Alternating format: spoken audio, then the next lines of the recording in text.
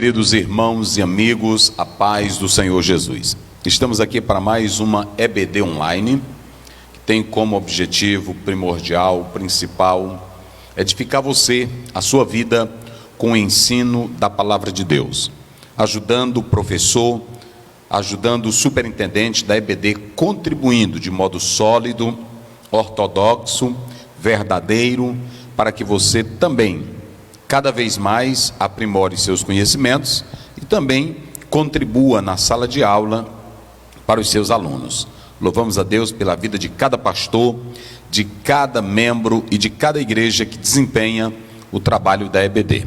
Nós vamos ficar de pé e vamos iniciar com oração. Pastor Wagner, orando a Deus. Querido Deus, nosso Pai bendito, nosso Pai eterno, te agradecemos, Pai, por esta oportunidade a qual o Senhor nos concede de aprender da Tua palavra. Senhor da glória, abençoa o Teu servo, pastor Osiel, Pai amado, usa poderosamente no ensino da Tua palavra, Pai querido, em nome de Jesus. Abençoa também cada um dos alunos, professores, superintendentes, pastores, irmãos que estão assistindo esta aula. Pai querido, continua nos abençoando, abrindo a nossa mente para aprender da Tua palavra. É o que nós te pedimos no nome de Jesus. Amém. Amém. Aqui está a temática da nossa lição. Esdras e Neemias combatem o casamento misto. É o tema da nossa lição, lição de número 12, escrita pelo pastor Eurico Bergsten, da década de 90, e nós estamos aqui para seguir a sua linha interpretativa, mas iremos usar o capítulo chave, que é o capítulo 9 e o capítulo 10 do livro de Esdras. Quero convidar você para adentrar, em especial, no capítulo 9. Antes de nós tratarmos desses pontos abordados pelo pastor Eurico Bergsten. Primeiro ponto, Esdras e Neemias combatem o perigo do casamento misto, porque um judeu não devia casar-se com uma pagã, a sobrevivência do povo judeu, uma palavra final sobre o casamento dos crentes, e o último ponto, espera em Deus, ok? Mas antes nós vamos começar aqui, eu vou apontar aqui, a primeira coisa eu vou tratar aqui, vou colocar aqui, fica melhor assim. Vou colocar aqui primeiro o homem Esdras. Por que é importante, antes de entrarmos para a lição, nós começarmos com a figura de Esdras? Qual é a importância disso, pastor? É porque aqui está o cerne de toda a questão. Se você não atentar para o modelo de Esdras, para o homem Esdras, você pode ser um fundamentalista radical, sem base, apenas para atacar os outros. E nós podemos analisar duas coisas importantes em Esdras. A primeira coisa aqui, letra A, seu lado espiritual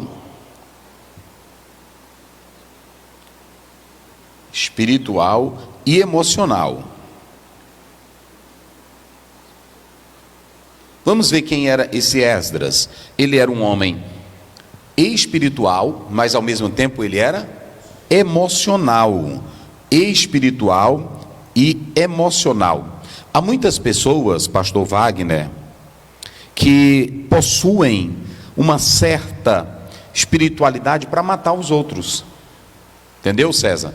Espiritualidade radical, fundamentalista, que na verdade mata os outros. Aquelas pessoas que ferem outras com uma espiritualidade exagerada. Eu sou crente assim mesmo e comigo é desse jeito. Eu não perdoo assim não, porque a minha Bíblia diz é assim. Eu nasci dentro de igreja, então eu conheço essa realidade. Eu conheço esses caminhos. Pessoas que são difíceis para perdoar, líderes que são difíceis para se abrir para o outro, e que tem uma espiritualidade tão exagerada que mata os outros. E eu quero abrir um parêntese aqui. Quando você vê, seja um crente, seja um líder, seja qualquer pessoa, pregando um radicalismo exagerado, uma espiritualidade que mata, ele tem transtornos, ele possui certas patologias, certas doenças. Por trás daquela figura tão rígida, inflexível, na verdade, ele esconde certos transtornos que precisam ser esses transtornos tratados, eles serem tratados. Então, observe bem aí, comece aí lendo Gálatas 6 primeiro, só para a gente ter uma ideia. Então, a primeira coisa que você vê aqui é que Esdras é um homem espiritual. Um homem espiritual de verdade, olha o que ele faz. Irmãos, se algum homem for surpreendido em uma falta, vós que sois espirituais, restaurai o irmão no espírito de mansidão. Considereis a vós mesmos, para que também não sejais tentados. Vós que sois o quê? Espirituais. Fazer o que com o irmão que foi ofendido? Restaurai o irmão com espírito de mansidão. Espírito de mansidão. Às vezes um membro ou um crente na igreja falha, o líder ou o regente ou o irmão vai lá e ataca aquela pessoa. Como é que você faz isso? Você é crente, cria vergonha, faça isso. Um homem espiritual, ele não age dessa forma. Então a primeira coisa, antes de tratarmos desses detalhes, nós precisamos analisar quem era Esdras. Mas ele não era somente espiritual, uma espiritualidade rígida, inflexível. Ele não era esse homem inexorável. O que você tem aqui, você tem um Esdras que é espiritual, mas também você tem um Esdras que é emocional. Ele é esse ser emocional. Ele tinha espiritualidade, mas ele tinha um lado emocional, o lado humano, o lado do amor, o lado do sentimento. Ele reage. Nós vamos ver a postura de Esdras daqui a pouco. Mas a primeira coisa é a figura desse homem como um lado espiritual. Mas a segunda coisa, aqui na letra B, é que ele conhecia a palavra. Esdras 7, verso 10, ele pode ler aí, o pastor, enquanto ele procura. Esdras, ele não era apenas espiritual e emocional. Existem muitos que são espirituais, entre aspas, são emocionais, mas não conhecem a palavra. É preciso ter o lado espiritual, o lado emocional, mas ser um profundo conhecedor das sagradas letras. Porque quem conhece bem a Bíblia, a sua espiritualidade não é para matar, a sua espiritualidade não é para destruir. O próprio Jesus Cristo disse que não veio para apagar o pavio que fumegava. Ele nem veio também para destruir a cana quebrada.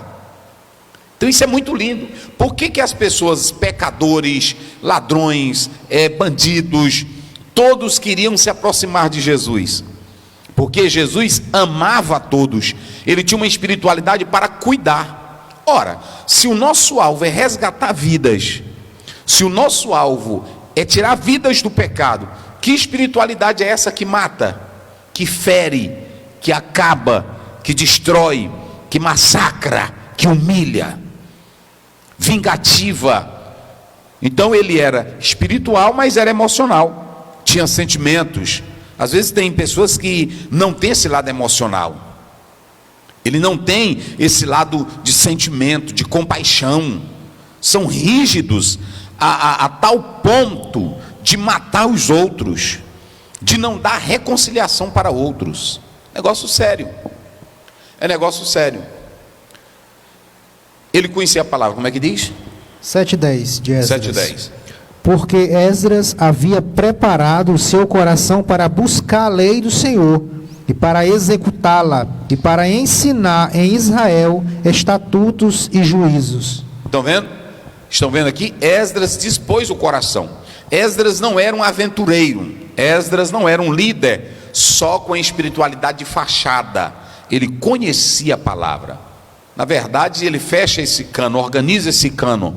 Então Esdras era um homem que conhecia a palavra. E quem conhece a palavra, quem tem a palavra, quem na verdade tem o conhecimento salutar da palavra, se torna um homem espiritual sábio, prudente, tem um lado emocional, mas é um lado emocional equilibrado. Há muitos que têm um lado emocional na igreja, mas é um lado emocional sem base, daqueles que gritam, daqueles que pulam, daqueles que fazem exageros dentro da igreja. É uma emoção sem palavra. Um crente, ele pode estar no culto, ele pode levantar as mãos, ele pode glorificar a Deus, ele pode sorrir, mas ele tem consciência do que está fazendo, porque conhece a palavra. Ninguém pode servir a Deus só no campo da espiritualidade sem a emoção. Envolve o lado da alma também. E aí quando a gente lê Marcos 12, 31, Jesus disse: amarás o Senhor teu Deus de toda a tua força, de todo o teu coração e de toda a tua alma, de todo o teu entendimento. Então envolve o lado emocional, mas um emocional construído na palavra, construído no ensino, construído nas escrituras. Essa é a base, a verdade, a sinceridade, ok? Então você tem esse homem Esdras, que é essa figura. Por que eu quero começar assim? Porque ele vai tratar de um assunto tão sério, tão pesado, mas primeiro é necessário que você saiba quem é que vai tratar desse problema. Hoje tem crentes que com problemas no casamento, na vida sexual, na vida espiritual, que não procuram mais líderes, não procuram mais conselheiros, porque quando chegam lá, alguns querem matar ele. Quando não falam o que ele contou no gabinete, mata ele. Então nós estamos tendo essa crise de confiança, essa crise de pessoas sinceras para liderar. Então vamos analisar primeiro a figura de Esdras. No ponto 2 do texto bíblico, eu coloco assim: o erro do povo. O erro do povo. Por que eu estou colocando isso aqui, o erro do povo? Porque nós temos as classes sociais no meio de Israel, que na verdade eles vão cometer um erro. Nós temos levitas, nós temos sacerdotes e homens da congregação. Então, quando alguém vem informar para Esdras como estava a situação, primeiro dos levitas, me parece que eram 10 levitas que estavam com casamento misto. Os sacerdotes, me parecem que eram 17, E os homens, 80, dá quanto aí? Soma aí rapidinho, 80, 17, 7,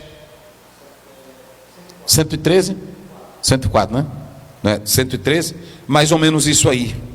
Vamos ver aí, só para vocês terem uma ideia, que o total lá era isso, era 10 levitas, ok? Pode multiplicar, né? 113, né? Vai dar todo 113, 17 sacerdotes, 86 homens, 113, ok? 113 ao todo estavam envolvidos nesse casamento misto.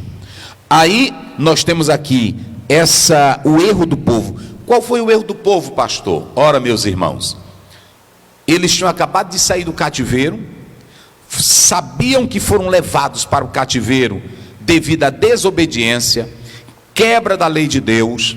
Enquanto pastor Wagner e César, Deus agia na história em favor de Israel, mostrando sua bondade, sua fidelidade, seu amor, abençoou Israel ao longo do tempo. Israel não obedeceu a palavra, então veio o cativeiro. E quando agora eles voltam do cativeiro, sarados de muitos pecados, inclusive da idolatria, mas a desobediência ainda continuava neles. Agora, quando voltam para a terra, eles vão se juntar, eles vão se misturar com outros povos.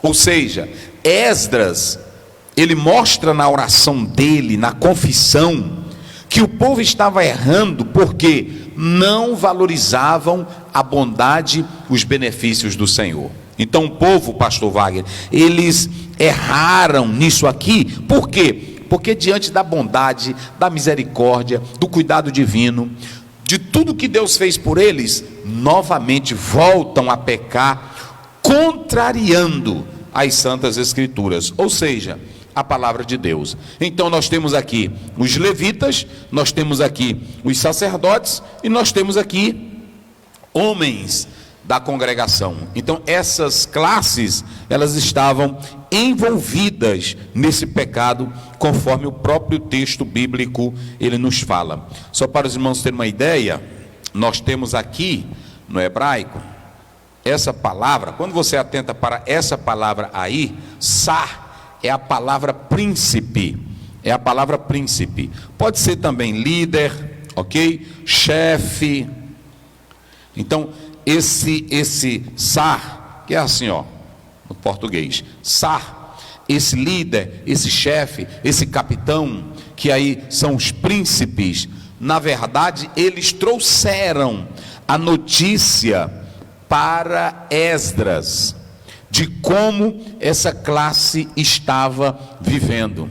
Interessante, vamos ver bem aí, pastor Wagner, lá Esdras 9, eles trazem a informação, me parece que é o 2, vê se é o 2. Pois tomaram das suas filhas para si e para os seus filhos. Começa pelo 1. Ora, quando estas coisas estavam feitas, os príncipes vieram até mim dizendo: o povo de Israel e os sacerdotes e os levitas não se separaram das abominações dos povos da terra. Isso, tá bom, bem. Então, esses príncipes, que aqui está no singular, sar, não é? Eu acho que deveria ser, se estiver lá no sarim, deve ser no plural, dessa forma, mas vocês podem observar que esse sar é o príncipe, é o chefe. Então, esses chefes vieram para Esdras, eles informaram. Na igreja, o crente pode dar uma informação para o pastor, para algum líder, não levar fuxico, não levar contenda. O que é fuxico? É quando você vai contar algo e diz: eu não quero meu nome nisso. Você não segura a conversa, mas informar o pastor do que está acontecendo é muito importante, porque vários erros podem ser evitados. Então, os sacerdotes, alguns, os levitas, que deveriam dar exemplos, eles estavam envolvidos nesse pecado. Mas os príncipes, eles estavam intactos, e eles se preocupam. Olha como é lindo isso. Esses príncipes, eles se preocupam com o bem da congregação. Então eles não foram falar para A, falar para B, falar para C, colocar a internet, colocar o YouTube. Eles foram para o cabeça. Quem era o cabeça?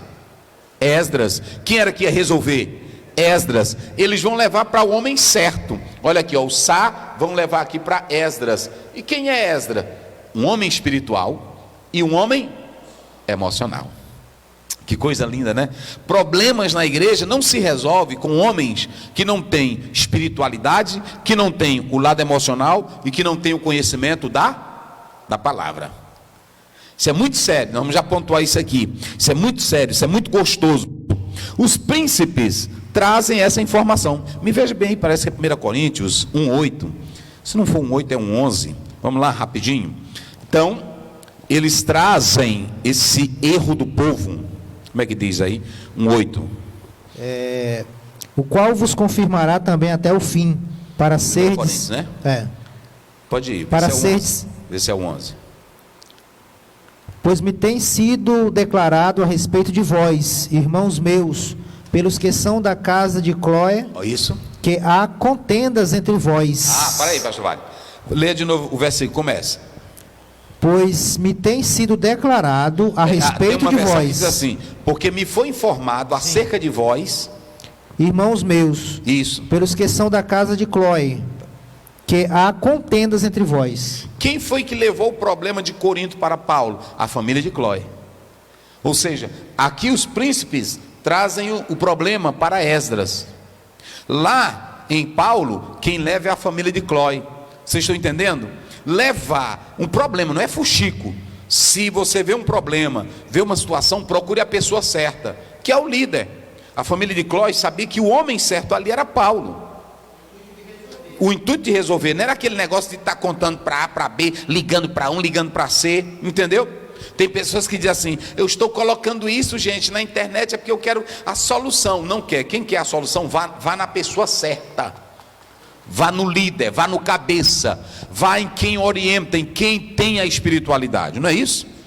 Isso aqui já é na Bíblia, está há muito tempo. Há muitos que querem causar escândalo na igreja, atacar líderes e ficam colocando coisas na internet, dizendo que quer solução, e estão botando isso para resolver. Quem quer resolver, primeiro, entrega nas mãos de Deus. Segundo, procura a liderança certa. E se essa liderança não agir, Deus vai agir, porque Deus é fiel. Deus é fiel. Então, você tem aqui a terceira coisa, nós temos aqui a mistura. Vou colocar aqui a mistura, ok?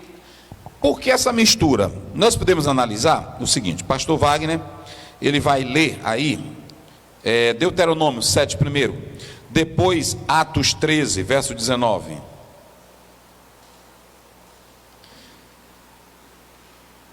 Deuteronômio 7 primeiro. Quando o Senhor teu Deus te trouxer à terra que vais possuir, e tiver expulsado muitas nações de diante de ti, os heteus, e os girgazeus, e os amorreus, e os cananeus, e os ferezeus, e os heveus, e os jebuseus, 7 nações maiores e mais poderosas do que tu. Muito bem. Quantas nações ele falou aí? 7 nações. 7. 7 nações Deuteronômio está falando. Pois alguns estudiosos dizem que essas nações, no tempo do poder da Babilônia, no poder da Síria, muitos povos dessas nações sobreviveram. E esses povos começaram a misturar-se com o povo de Deus. Disse que aproximadamente 5 dessas 7 nações faladas por Moisés, 5 estariam presentes aqui dentro desse contexto do momento de Esdras e de Neemias. Então, essas nações que Deus havia dito que era para não ter contato, não é que Deus proibisse a socialização. Vocês podem observar que Abraão tinha amigos de outras nações, de outros povos.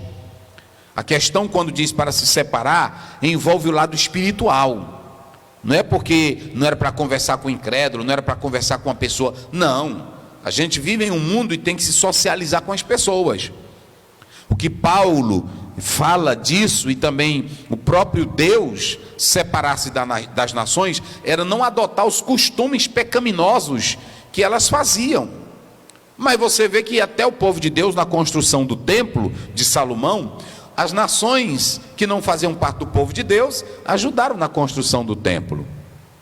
E outras pessoas que eram de outras nações, inclusive pessoas cananeias, vieram fazer parte do convívio do povo de Deus, crendo em Deus. Um exemplo nós temos é Ruth, não é isso? Nós temos Ruth. Então perceba que Deus não diz que é para vivermos isolados ou não conversarmos com as pessoas. E Paulo falou isso muito bem em 1 Coríntios 5, ok?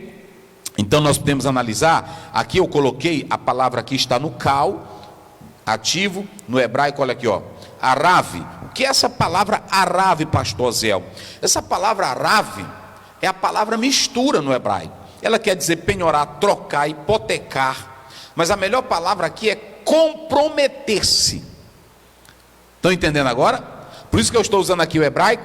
Misturar não é apenas estar misturado, porque eu posso estar no mundo, eu posso estar na feira, eu posso estar no shopping, eu posso estar em qualquer ambiente. Ali no shopping pode ter pessoas boas, pessoas ruins, pessoas pecaminosas.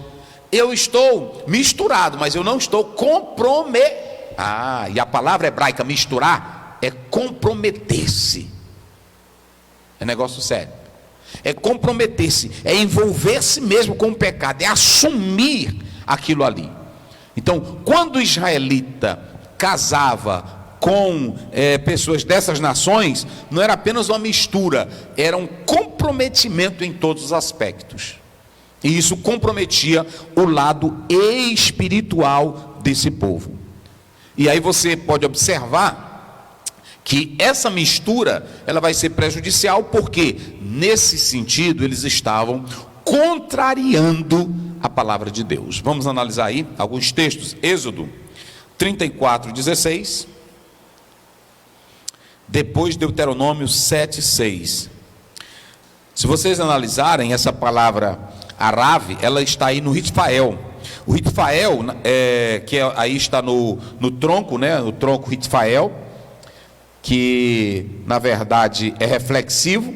O modo é o perfeito, mas quer dizer aqui misturar-se. Vamos lá?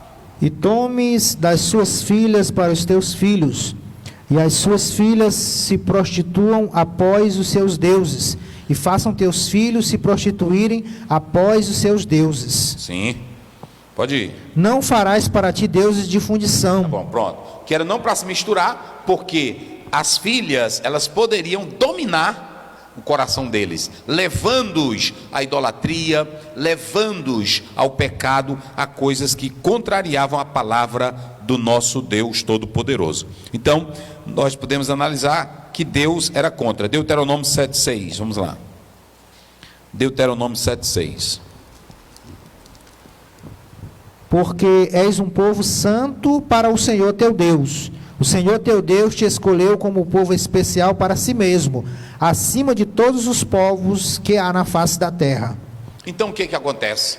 Acontece o seguinte: o povo de Deus, Deus tirou do cativeiro, tinha uma ordem de Deus desde o Êxodo: não se misturar, não se comprometer, Arave, com as outras nações, especialmente dando as filhas, os filhos, porque esse misturar, esse comprometer, iria macular, iria poluir a fé do povo de Deus, ok? E quando você atenta para isso, nós podemos analisar que aqui na lição, quando você lê logo aí no ponto 2, está aí no ponto 2, o autor dá dois exemplos. Um é o exemplo de Salomão: as mulheres corromperam o coração de Salomão. E o outro é o exemplo de Acabe, que casou-se com quem? Com Jezabel. Também corrompeu o coração de Acabe. É por isso que há essa tônica da Bíblia, de não se comprometer, não se envolver completo, se integrar dentro desse compromisso, porque vai corromper a fé. Então Deus não queria que houvesse esse comprometer-se com essas pessoas. Então isso é muito sério, isso é muito grave. Agora, quando nós atentamos para a palavra de Deus, aí nós podemos analisar que Deus era contra isso. Nesse primeiro ponto, de Esdras e Neemias combatem o perigo do casamento misto, se você analisar nessa questão do casamento misto, o autor, o pastor Eurico Bergsten, ele diz assim, ele diz, falando do casamento misto, ele diz que era para a preservação do povo de Deus. Está aí, era para a preservação do povo de Deus, para a nação de Israel. A finalidade era evitar que o judeu viesse a seguir a religião de sua mulher pagã. Também tem outra questão: essa união ela poderia desassociar toda a real estrutura da nação de Israel no tocante ao próprio nascimento do Messias. Então, nós temos essas complicações bíblicas e teológicas, essas implicações, que há essa ênfase de Deus para que o povo dele não se envolvesse, se comprometesse, Arave, com essa mistura. Então, por que Esdras, agora nós vamos ver aqui, vou colocar bem aqui, vou apagar aqui. Em quarto lugar, vou colocar aqui, quarto, a reação de Esdras. Por que eu estou colocando isso aqui? Porque quando o texto diz que os príncipes vieram e contaram para Esdras como estava a situação dessas classes, levitas, sacerdotes, homens, 113 pessoas, o que foi que o Esdras fez? Esdras chamou cada um: vocês são vagabundos, vocês não prestam, vocês não estão vendo a palavra, por que vocês fazem isso? Não, ele fez assim? De maneira nenhuma. Se você pegar o capítulo 10, Esdras não faz nada. A princípio, quando ele recebe a informação dessa mistura, Esdras não faz nada. Vocês sabem o que o Esdras faz? Ele vai só chorar e orar. Ele vai fazer o quê? Chorar e orar. E esse choro e essa oração de Esdras, é claro que ele vai ter a reação, mas primeiro ele não tem a reação. Primeiro ele tem uma oração. E é interessante que eu li um teólogo, se não me foge a memória, nessa oração ele nem fala de perdão logo. Ele mostra que nós pecamos, o teu povo pecou. Então, oração misturada com o emocional dele, fez com que o povo olhasse para ele e visse a dor dele, o gemido dele, o sofrimento dele. E eu li um teólogo americano que ele dizia o seguinte, que esse lado do homem Esdras, ele vai vencer tudo, a preocupação dele, o lado emocional dele, pastor Wagner, e a oração foi a força, a arma principal para que o povo se derrotasse. Quando eles viram esse lado de Esdras, por que ele está chorando? Por que ele está daquela forma? Por que ele está agindo daquele jeito? Aí alguém disse, é porque fulano pecou, fulano pecou, fulano pecou. Aí a Bíblia diz que o povo veio a lágrimas por causa da reação de Esdras. É por isso que eu disse no início, que para tratar de problema só vale a pena se o homem for o quê? E se for o quê? E se for o quê? Conhecer a Bíblia. Esdras não foi bater logo em ninguém, Esdras foi chorar. Se você pegar o capítulo 9, do versículo 1 a 4, você tem que o problema é levado a Esdras. Mas quando você lê do 5 ao 15, você tem a oração de Esdras. E deixa eu dizer uma coisa, esse Esdras, quando ele começa a falar na oração, ele diz, nós pecamos, tu tens sido bondoso, tu tens nos abençoado. Eu coloquei aqui que ele diz, tu nos deste a oportunidade de levantarmos aqui o templo criou a unidade entre nós, nós somos servos, mas tu tens iluminado os nossos olhos, e como os servos, tu tens nos abençoado. É tão lindo, pastor Wagner, que ele diz aí do versículo 5 a 15, ele diz, inclusive, o Senhor tem colocado muro, que é a palavra gader do hebraico, muro ao redor de nós. Sabem que era o muro? Os persas. Ou seja, Esdras disse assim, gente, nós estamos com 80 anos já aqui na terra, só bênçãos, só maravilhas.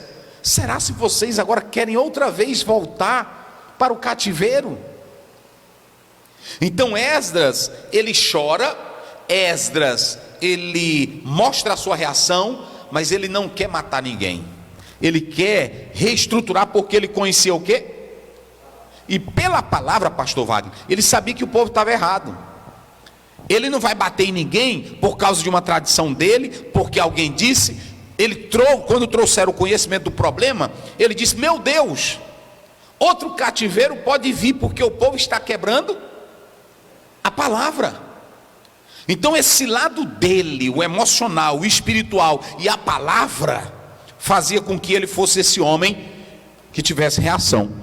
E ele vai fazer duas coisas, uma, rasgar as vestes e o seu manto, e outra vai arrancar um punhado de cabelo da sua cabeça. Rasgar vestes na Bíblia era sinal do que você estava, por exemplo, eu coloquei aqui, evidenciando um sentimento de grande aflição. Leia bem, pastor Wagner, só essa referência, eu vou citar aqui, mas você pode ler em casa, Gênesis 44:13, Levítico 10:6, Josué 7:6 e Jó 1:20, vamos ler Jó 1:20, que é bem conhecido de todos, Jó 1:20.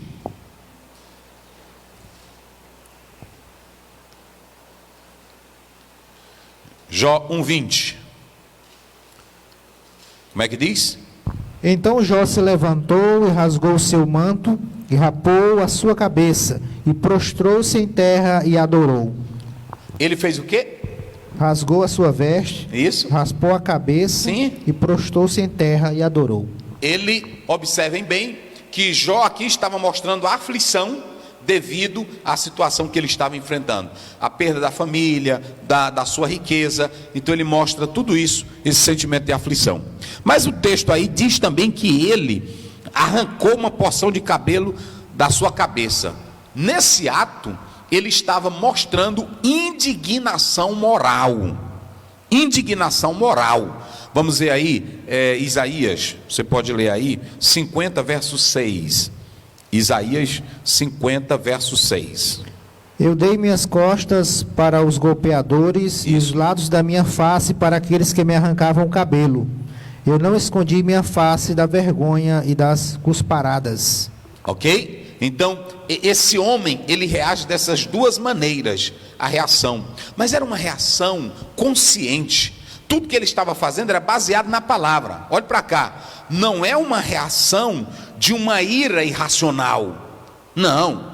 Porque um líder pode se zangar. Um líder pode se chatear. Mas que a tua zanga seja para o bem.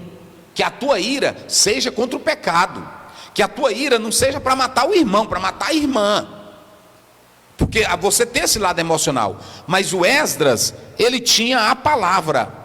Ok? E vocês sabiam que tem um grupo do lado de Esdras, que são os príncipes, e tem o Esdras. Os príncipes também, pastor Wagner, eles tinham a palavra. Isso é lindo, meus irmãos. Veja aí o verso 4, pastor Wagner, só para mim ter uma noção aí. Verso 4. Então foram reunidos a mim cada um que tremia diante das palavras de Deus de Israel, por causa da transgressão daqueles que haviam sido levados embora. E sentei-me atônito até o sacrifício da tarde. Sentei-me atônito. Como é que diz? Vieram, né? Vieram. Sim. A mim. Isso. Os que tremiam diante das palavras de Deus. Pronto. Eu quero só ir. Fazer o quê? Tremia diante da palavra de Deus. Aqui, ó. Hared. Ó. Hared é a palavra hebraica para tremer. Se vocês analisarem essa palavra aí no próprio texto, é estar trêmulo, medroso, temeroso. O interessante é que tanto os príncipes como Esdras, eles conheciam o quê? A palavra de Deus.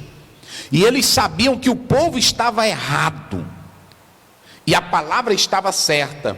Como eles conheciam a palavra, Esdras teme porque sabe que Deus vai mandar o castigo e poderia vir um outro cativeiro.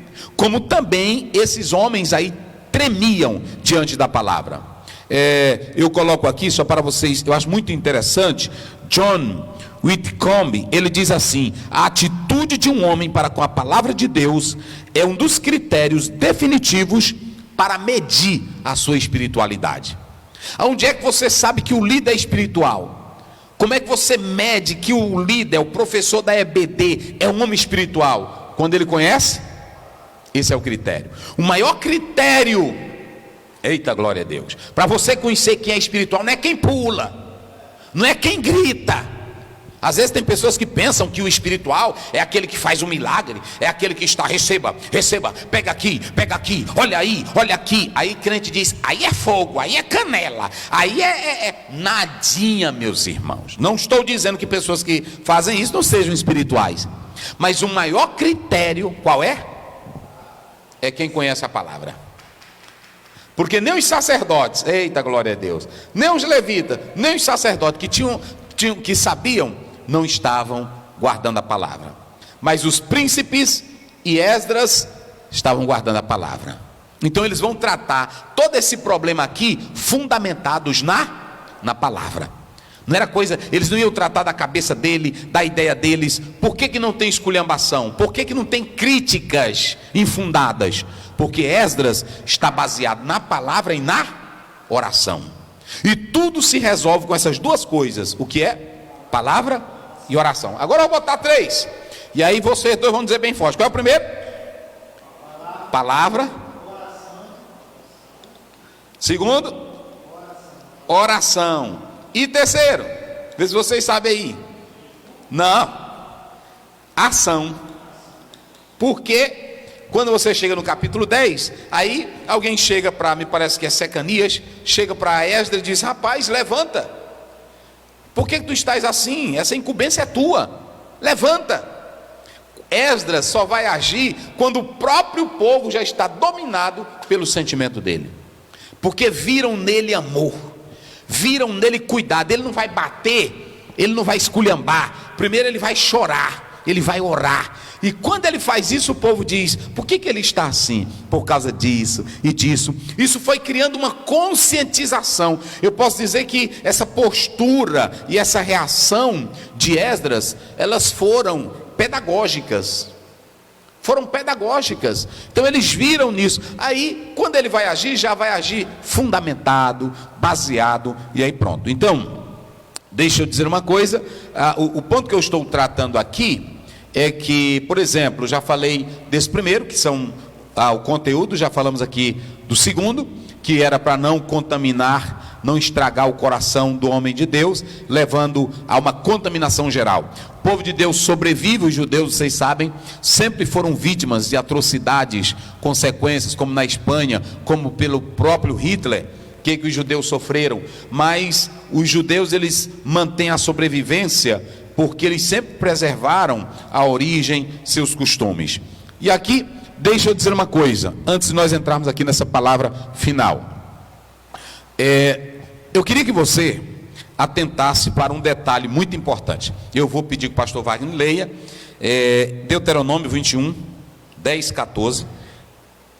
E você que tem a sua Bíblia, pegue aí, Deuteronômio 21, 10, 14. E Deuteronômio 24, 1 a 4. Tenho 10 minutos ainda, né? Então vamos lá. 21, 10 a 14. Isso.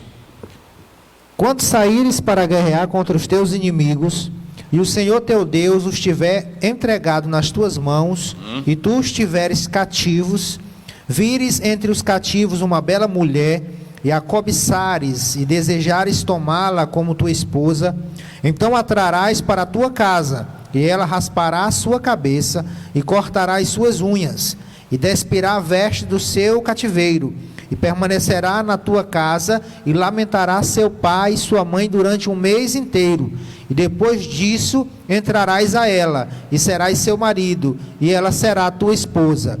E acontecerá que, se não tiveres deleite nela, então a deixarás ir para onde ela quiser, mas de maneira nenhuma a venderás por dinheiro, não comercializarás com ela, porque a humilharás. O que você percebeu aí, pastor Wagner? Tomarás o quê? O que ele diz aí? Tomarás uma mulher estrangeira. Aí nós temos um problema. O próprio Moisés está dizendo que alguém que fosse israelita poderia tomar uma mulher. E aí agora, como é que a gente fica? Porque aqui Esdras manda despedir as mulheres estrangeiras. Mas vamos lá, Deuteronômio 24, 1 a 4. Para a gente tirar, está na Bíblia. Eu estou colocando isso aqui porque você precisa saber disso. Quando um homem tomar uma mulher e a desposar, e acontecer dela não encontrar benevolência aos seus olhos, por ele ter encontrado nela alguma impureza, então ele lhe escreverá uma carta de divórcio, e a entregará na sua mão, e a despedirá de sua casa. E depois que ela tiver partido da casa dele, ela poderá ir e ser a esposa de outro homem. E se o último marido a odiar, e lhe escrever uma carta de divórcio, e a entregar na sua mão, e a despedir de sua casa, ou se morrer o último marido que a tomou para ser sua esposa, seu primeiro marido que a despediu não poderá tomá-la outra vez para ser sua esposa, depois que ela estiver contaminada, porque isso é abominação diante do Senhor. E não farás com que peque a terra que o Senhor teu Deus te dá como herança. Pronto, vamos lá. Então Moisés, ele disse que se um israelita fosse à guerra, visse uma estrangeira e achasse vantagem nela, ele poderia tomar ela para ser a sua, passar pelo rito de purificação, não é assim? E aí ela tornava sua esposa, ok? Quando você vem para Esdras, Esdras diz que não era para se casar com mulheres estrangeiras, ok? Aí você vem o último aqui, Malaquias. Como é que você vai ligar os três dentro desse contexto? Parece que Esdras não concorda com Moisés, Mas o que está acontecendo, pastor Zé? Quem vai responder isso aqui é o velho Malaquias. Vamos lá, Malaquias 2, 11, 16. Como é que diz? Judá tem agido traiçoeiramente. Isso. E uma abominação se cometeu em Israel e em Jerusalém. Sim. Pois Judá tem profanado a santidade do Senhor, a qual ele ama, e se casou com a filha de um Deus estranho. O Senhor cortará dos tabernáculos de Jacó o homem que fizer isto, o mestre e o estudioso, e o que oferece uma oferta ao Senhor dos exércitos. E fazeis isto novamente, cobrindo o altar do Senhor com lágrimas, com choro e com gemidos, de tal modo que não mais considera a oferta, nem a recebe com boa vontade de tua mão. Ainda dizeis por quê? Porque o Senhor tem sido testemunha entre ti e a mulher da tua juventude, contra a qual tens agido traiçoeiramente, sendo ela a tua companheira e a mulher do teu pacto. Até o 15, né? Mulher da tua mocidade. Juventude, né? Juventude, é. Juventude. Eita, meus irmãos. Isso aqui é pesado. Mulher da tua juventude. Como é que eu vou ligar Moisés? Moisés está dentro de um outro contexto. Alguém tomava uma mulher e aí se casava com ela, fazia dela esposa, pelo rito. Esdras, ele está tratando do problema que Malaquias está falando. Entenderam agora? O que você tem aqui no Esdras? Que Malaquias diz que Deus abomina quem larga a mulher da sua, casou com ela. Aí aqui, sabe qual era o problema de Esdras? O problema de Esdras lá é que muitos estavam casando-se com mulheres estrangeiras, largando as suas próprias esposas. A primeira mulher começou com ela, iniciou a vida com ela, chorou com ela, era pobrezinho, era humildezinho. Às vezes tem irmão na igreja que nem uma moça queria ele, aí de repente ele arrumou a moça, aí pronto, aí ele começou a ficar grande, começou a se arrumar, aí começa a trair quem? A mulher da juventude. Então, sabe por que Esdras manda embora? Ele não está discordando aqui de Moisés. Sabe por que ele manda embora? Porque muitos lá tinham deixado a mulher da sua juventude. Eita, negócio pesado. E sabe o que acontece? Também deixava a mulher e deixava os filhos, todos desprotegidos, todos. É por isso que o profeta diz aí: o Senhor abomina. O Senhor abomina. Irmão, um homem é casado, tira a mulher da casa do pai dela, aí traz, constrói família com ela, aí tudo, aí de repente ele começa a dizer que não está mais gostando da mulher dele. A mulher que ele casou na juventude, olha, ela pode estar feinha, ela pode estar com probleminha, mas tu casou, meu filho, ela é a mulher da tua juventude. E só por questão de gosto, tu largar ela, a mulher que começou contigo, aí o negócio pesa. O Esdras está no mesmo nível aqui de Malaquias. Entenderam agora? Por isso é importante. Já aqui de Moisés é totalmente diferente. Era no caso de alguém ir encontrar uma mulher, tinha que fazer o rito para se casar. Vocês sabiam que o próprio, quando a gente lê Gênesis, nós não vamos ler aqui todas as referências, mas quando a gente lê Gênesis, Abraão, a Sara diz para Abraão: manda Agar embora. Por quê? Porque Agar, ela já estava interferindo na primeira mulher de Abraão. Entenderam como é as coisas? Já estava interferindo. Então a mulher da tua mocidade, casou com ela, não pode largar não, irmão, de jeito nenhum. Casou com ela, tem que viver, tem que viver, tem que viver. Então aqui você vê que essas situações são 3. Professor, trabalhe isso aí na sala de aula. Que Deus nos abençoe para sempre, amém. Ore, pastor Wagner.